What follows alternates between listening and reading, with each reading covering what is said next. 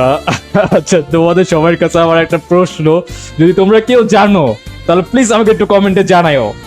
আমার প্রশ্নটা হচ্ছে, এই যে যারা অ্যারেঞ্জ ম্যারেজ করে, ঠিক আছে, অ্যারেঞ্জ ম্যারেজ, তো ওরা যখন বাসর রাতে ঢুকে, তো ওরা যখন করবে, তো এর কথা স্টার্ট করে কে, ছেলে না মেয়ে? আর আমার কথা হচ্ছে, যেই স্টার্ট করুক না কেন কথাটা, মানে কি বলে ভাই, মানে কিভাবে বলে, মানে দেখো ওরা কিন্তু আগে থেকে পরিচয়, মানে কেউ কাউকে চিনে না। হ্যাঁ, লাভ ম্যারেজ যদি হয় তাহলে সেটা আলাদা বিষয়, আগে থেকে তারা চিনে বা ক্লিয়ারলি তারা বলতে পারে, স্বাভাবিক, অস্বাভাবিক কিচ্ছু না।